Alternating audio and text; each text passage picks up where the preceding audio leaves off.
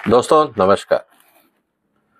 आपको पता है कि जब 1947 में भारत और पाकिस्तान अलग हुए थे, उस समय पाकिस्तान में हिंदुओं की आबादी करीब 20% थी। आज ये आबादी घट के मात्र 1.5% रह गई। सवाल इस बात का है कि ये 19% जो हिंदू थे वहां पे ये कहां चले गए। सीएए के विरोध करने वालों से मेरा निवेदन है कि क्या ये इस बात की जानकारी देंगे कि हिंदुओं की आबादी पाकिस्तान में क्यों खत्म हो गई। इसी तरह से बांग्लादेश जब 71 में आजाद हुआ था पाकिस्तान से, उस समय हिंदुओं की आबादी वहां करीब 20% थी, लेकिन आज वो आबादी घट के मात्र 8% रह गई। सीएए के विरोध करने वाले क्या इस बात की जानकारी देंगे कि ये बचे हुए जो हिंदू थे पार्टीशन के समय और 71 की लड़ाई के बाद, ये हिंदू कहां चले गए, ये आबादी कहां लुप्त हो गई। इसी तरह से अफगानिस्तान में 1948 में करीब 13% हिंदू हुआ करते थे। आज ये कहा जाता है कि वहां पे कुछ चंद हिंदू ही रह गए हैं, करीब 100 के आसपास, और वो भी किसी तरह से अपनी जान बचा के वहां रह रहे हैं। सीएए का विरोध करने वाले लोग क्या इस बात की जानकारी देंगे कि ये जो माइनॉरिटी पॉपुलेशन थी ये कहां चली गई। विरोध करना बहुत आसान है, लेकिन तथ्यों को सामने रख के अगर आप विरोध करेंगे तो इन लोगों के पास जवाब नहीं होगा। आज के वीडियो में हम इसी की चर्चा करेंगे कि ऐसा क्या हुआ, क्या कारण थे जिसके कारण सीएए लाना पड़ा, और जो लोग विरोध कर रहे हैं उनका सिर्फ एक ही मकसद है, अपीजमेंट पॉलिटिक्स, या अगर मैं कहूं डिग्रेडेड पॉलिटिक्स। जो इंसानियत को नहीं देख रहे हैं, वो सिर्फ राजनीति देख रहे हैं।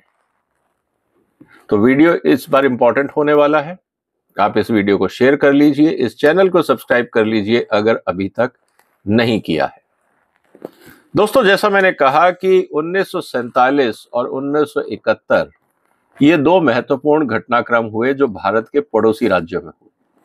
पड़ोसी देशों की अगर मैं बात करूं, पाकिस्तान से हिंदुओं की आबादी खत्म हो गई, बांग्लादेश से खत्म हो गई, अफगानिस्तान से खत्म हो गई।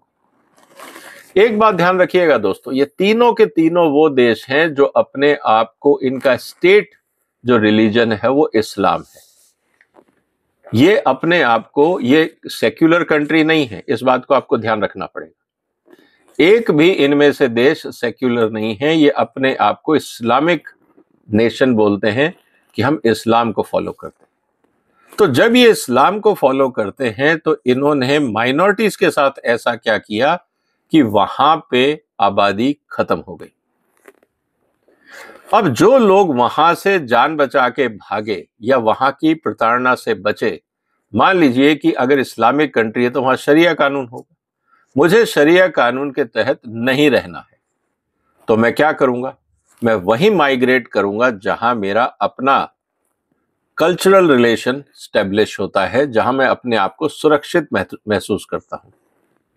वहां से लोग इन तीनों कंट्री से 6 माइनॉरिटीज जिसको सीएए के तहत हेल्प करने की बात की गई है, उन 6 जो रिलीजियस थे, जो हिंदू, सिख, बुद्ध, जैन, पारसी और क्रिश्चियंस, ये क्रिश्चियंस को भी हम इंक्लूड कर रहे हैं क्योंकि इन सब की आबादी इन देशों में कम हुई।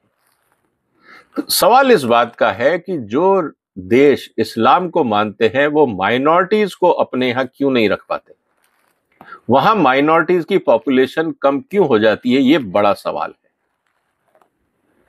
अगर ये लोग अपनी जान बचा के भारत आए हैं तो क्या ये पूरी जिंदगी शरणार्थी के रूप में रहेंगे?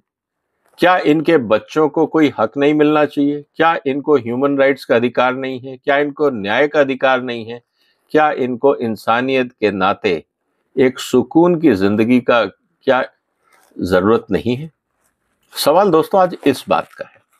इसीलिए जो भारत कानून लेके आया है, भारत सरकार ने जो सिटीजन एक्ट बनाया था 1955 में कॉन्स्टिट्यूशन बनने के बाद, उसमें दो तरह से ये कहा गया था कि आपको सिटीजनशिप मिल सकती है। एक तो नेचुरलाइजेशन, कि आप वहां पैदा हुए और करीब 10-15 साल रहे तो आप एक वहां पे नेचुरल सिटीजन हो गए, और एक आपके जब माँ बाप हिंदुस्तान में रह रहे थे आप बाई बर्थ हिंदुस्तान के नागरिक हो गए। लेकिन बहुत बार क्या हुआ कि इस प्रताड़ना के कारण ये जो 3 देश है, यहां से जो 6 समुदाय मैंने आपको नाम गिनाए, ये अपनी जान बचा के भागे। वहां पे इनके साथ दुर्व्यवहार होता था, इनकी महिलाओं के साथ दुर्व्यवहार होता था, इनकी प्रॉपर्टीज पे कब्जा होता था, इनको जबरदस्ती धर्म परिवर्तन का थ्रेट किया जाता था, जैसे औरंगजेब के समय में होता था। तो चाहे हम आज 400-500 साल पुरानी बात करें या आज की बात करें, मानसिकता नहीं बदली। इसीलिए वहां से लोग भागे और भारत आए। अब भारत जब आप आते हो, इस तरह से जब आप भाग के आते हो, तो आप कोई वीसा लेके नहीं आते हो, आप कोई पासपोर्ट बनवा के नहीं आते हो, इसलिए इनको इल्लीगल माइग्रेंट्स बोला जाता है।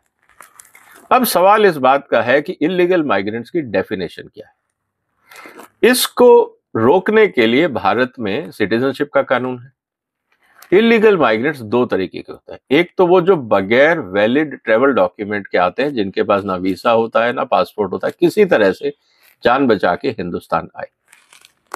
और दूसरे वो होते हैं जो वैलिड डॉक्यूमेंट लेके आते हैं, लेकिन उनको अगर हिंदुस्तान में 2 महीने रहना था, वो ओवर स्टे कर गए, अब आप जाना नहीं चाहते और ना ही आपने पॉलिटिकल असाइलम के लिए अप्लाई किया, बस आप अब वापस नहीं जाना चाहते। ये भी इल्लीगल माइग्रेंट्स कहलाते हैं।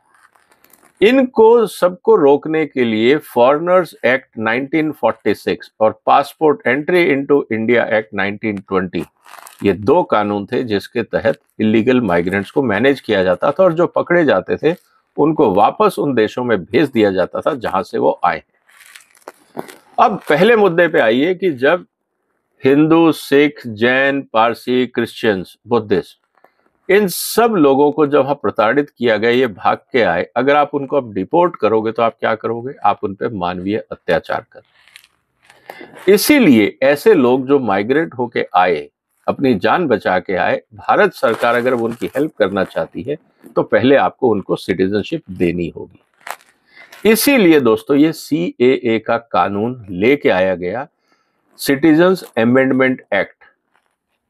ये जब कानून आया 2019 का, इसने ये रास्ता साफ किया कि ऐसे जो माइनॉरिटी हैं उन कंट्रीज के, जो जान बचा के भाग के आए हैं, इनको अगर आपको अपने देश में शरण देनी है तो अब आपके पास कानूनी अधिकार है। सरकार को वो अधिकार संसद ने दिए। ये है पूरा मुद्दा CAA का। अब इसका राजनीतिक पहलू लेके आते हैं। दोस्तों अब सवाल इस बात का है कि CAA के नाम पे राजनीति क्यों हो रही है। ये कानून बना है भारत में आने वाले माइनॉरिटीज को बचाने के लिए, उनको इंसानियत के नाते, मानवता के नाते उनके ह्यूमन राइट्स को प्रोटेक्ट करने के लिए। लेकिन जो राजनीति कर रहे हैं उनका ये कहना है कि साहब रोहिंग्याज को क्यों नहीं आप स्टेटस दे रहे, बाकी जो मुस्लिम्स आ रहे हैं आप उनको स्टेटस क्यों नहीं दे रहे। दोस्तों सवाल इस बात का है कि ये जहां से लोग आ रहे हैं वो तो तीनों के तीनों मुस्लिम राष्ट्र हैं, वहां से मुस्लिम क्यों माइग्रेट कर रहे हैं? क्या उनको मुस्लिम देशों में रहना पसंद नहीं है, या वहां के कानून ऐसे हैं कि वहां के मुस्लिम चाहते हैं कि वो मुस्लिम देश छोड़ के किसी गैर मुस्लिम या सेक्युलर कंट्रीज में जाएं? ऐसे क्या हालात हैं इन तीनों मुस्लिम देशों में कि वहां से मुस्लिम भी माइग्रेट कर रहे हैं? इसका मतलब यह है कि ये रिलीजियस प्रोसिक्यूशन नहीं है, किसी भी रूप में धार्मिक या सांप्रदायिक बात को लेके ये माइग्रेट नहीं कर रहे हैं। ये इल्लीगल माइग्रेंट कर रहे हैं किसी और एजेंडा से, क्योंकि इन तीनों देशों में तो मुस्लिम कानून है, मुस्लिम संविधान है, तो इनके लिए तो वो ज्यादा कंफर्टेबल जगह है। लेकिन भारत में आने का क्या एजेंडा है, क्या मकसद है? क्या आतंकवाद फैलाना है? क्या यहां की अर्थव्यवस्था को बिगाड़ना है? या वहां पे किसी और एजेंडा के तहत इनको भारत भेजा जा रहा है। ये अपने आप में इंपॉर्टेंट है, क्योंकि जिस तरह से कश्मीर में, जिस तरह से नॉर्थ ईस्ट में, जिस तरह से बंगाल में, बॉर्डर एरियाज में डेमोग्राफी चेंज करने का प्रयास किया गया, अराजकता फैलाई, आतंकवाद फैलाया, तो इस तरह की एक्टिविटीज को क्या भारत सरकार को और भारत के कानूनों को एनकरेज करना चाहिए? आज मुद्दा इस बात को लेके। तो जो लोग सीएए का विरोध कर रहे हैं, उनसे मेरा सबसे पहला सवाल ये है कि बांग्लादेश, पाकिस्तान और अफगानिस्तान में जहां पे मुस्लिम सरकारें हैं, वहां से मुस्लिम माइग्रेट क्यों कर रहे हैं? क्या जवाब है उनका? और अगर वो माइग्रेट कर रहे हैं तो उसका कारण क्या वो वहां के सताए हुए लोग हैं? अगर मुस्लिम देश में मुस्लिम लोगों को ही सताया जाता है तो फिर आप उसको रिलीजियस इंटॉलरेंस बोलोगे या लॉ एंड ऑर्डर प्रॉब्लम बोलोगे? और जब लॉ एंड ऑर्डर प्रॉब्लम है उन देशों में, तो क्या ये भारत की जिम्मेवारी है कि वहां जो भी आदमी लॉ एंड ऑर्डर से परेशान है उसको हम यहां शरण दें? क्या ये लॉजिकल होगा? तो मुद्दा इस बात को लेके है दोस्तों आज, कि जो सीएए के खिलाफ प्रदर्शन हो रहे हैं, उन लोगों ने या तो सीएए को पढ़ा नहीं, समझा नहीं, या सिर्फ राजनीति करनी। और दुख की बात यह है कि ये जितने राजनीतिक लोग जो प्रोटेस्ट कर रहे हैं, जो लोग सड़कों पे जबरदस्ती का तमाशा कर रहे हैं, इनके पास एक भी जस्टिफिकेशन नहीं है कि किसी भी मुस्लिम देश से वहां के मुस्लिम नागरिक जब अपने देश के मुस्लिम कानून को छोड़ के भारत में आना चाहते हैं तो उसका लॉजिक क्या है? क्या मुस्लिम देशों से या मुस्लिम संविधानों से क्या सेक्युलर या भारतीय संविधान ज्यादा बेहतर है? क्या हम ये कहना चाह रहे हैं? अगर ऐसा है तो इसका मतलब ये है कि जो भारत की संस्कृति है, जो भारत के संस्कार हैं, वो वहां के देशों से बेहतर है। क्या हम इस बात को मानने को तैयार हैं कि मुस्लिम समाज और शरिया कानून के अंदर मुस्लिम भी खुश नहीं है? क्या हम ये कंक्लूड करें? तो सवाल इस बात का है दोस्तों कि ये डिबेट अब बढ़ेगी, लेकिन देश की जनता मिसलीड ना हो, लोग तथ्यों पे बात करें, सच्चाई पे बात करें। इसीलिए इस वीडियो को बनाने का यही मकसद था कि सच्चाई तक पहुंचा जाए। कोई लोग कहेंगे रोहिंग्यास भी प्रताड़ित है, आप उनको शरण दे दीजिए। तो भाई साहब, दुनिया में हमने देखा, यूरोप में जब शरण दी गई तो पेरिस की सड़कों पे क्या हुआ। ये लोग जब आएंगे तो अक्सर ये कहा गया है कि अपने आसपास बाकी लोगों की जमीनों पे कब्जा करते हैं, क्राइम बढ़ता है, ड्रग्स बढ़ता है और दुनिया भर की बाकी गलत एक्टिविटीज होती। जो लोग अपना घर छोड़ के आ रहे हैं, उनका नई दुनिया में या नए देश में क्या अटैचमेंट होगा? अब बताइए मुझे। हिंदुस्तान के प्रति वो कितने वफादार होंगे, या सिर्फ इसको एक सराय की तरह इस्तेमाल करेंगे, यहाँ के रिसोर्सेज का दोहन करेंगे और जरूरत पड़ने पर हिंदुस्तान के खिलाफ ही मोर्चा खोलेंगे? क्या ये जरूरी है हमारे देश में कि हम इस तरह के अनरिलायबल लोगों को यहाँ शरण दें, जो अपने धर्म और अपने देश को छोड़ के हिंदुस्तान आना चाह रहे हैं? जो अपनों का नहीं हो सका वो हमारा कैसे होगा? आज सवाल इस बात का है। आपका क्या कहना है दोस्तों सीएए के मुद्दे पे? क्या आप इस बात से सहमत हैं कि जो भारत सरकार का कानून है वो बिल्कुल उचित है? और दूसरा सबसे बड़ा सवाल जिसका जवाब मुझे आपसे चाहिए, कि आजादी के समय पाकिस्तान, बांग्लादेश में करीब 20 से 25% हिंदू आबादी थी। आज वो घट के 1 से 6% रह गई। अफगानिस्तान में तो गिने चुने परिवार रह गए। ये सब हिंदू गए कहां?